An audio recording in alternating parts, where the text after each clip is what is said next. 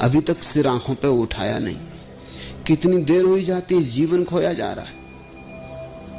किसी को उनके अनुगत की तरह बोलना चाहिए, इसलिए संत आदेश नहीं देते, सिर्फ उपदेश देते। आदेश तो सम्राट देते, उनकी मालकियत। उपदेश का तो अर्थ होता है केवल सलाह। मानो तो ठीक, न मानो तो भी ठीक है। और संत बिना मांगे सलाह भी नहीं देते।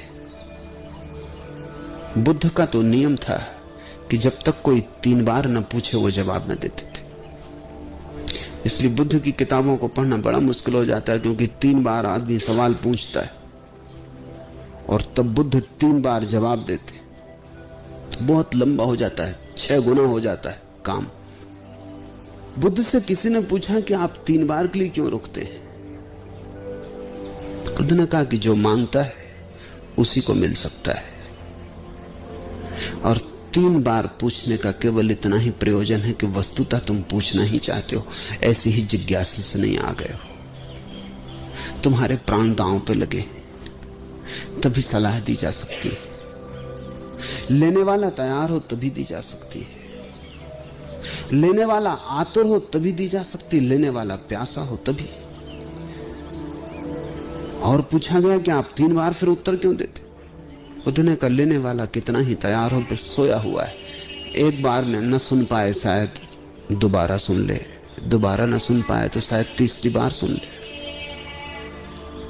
जीसस ने अपने शिष्यों से कहा कि कोई तुम्हारे साथ दुर्व्यवहार करे तो 7 बार क्षमा कर देना। एक शिष्य ने पूछा कि ठीक, फिर 8वीं बार क्या करना? 7 बार क्षमा कर दिया, फिर 8वीं बार। तो जीसस ने कहा 7 बार नहीं, 77 बार।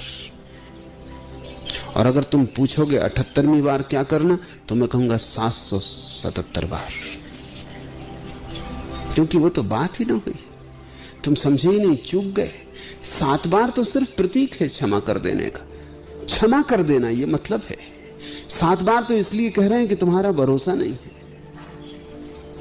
एक ईसाई फकीर के संबंध में कहानी है कि एक आदमी आया, उसने उसके गाल पे चांटा मारा, तो उसने दूसरा गाल सामने कर दिया, जैसा कि जीसस का उपदेश है कि जो तुम्हारे बाएं गाल पर चांटा मारे, दायां उसके सामने कर देना।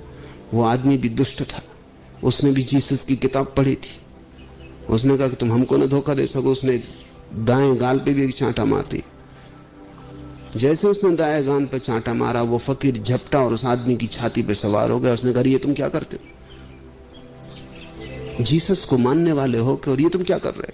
उसने कहा कि जीसस ने कहा कि जब बाएं पे कोई मारे दाएं कर देना।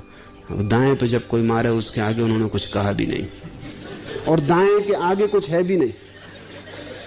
अब हम स्वतंत्र हैं, जीसस का वचन कर दिया, निपटा दिया। अब तुम हमसे मुकाबला करो। तुम सभी सिद्धांतों को चुका देते हो और जल्दी ही तुम प्रकट हो जाते हो। ऐसी भूल मत करना। प्रथम होने के लिए अंतिम खड़े मत हो जाना, नहीं तो बहुत पछताओगे। उससे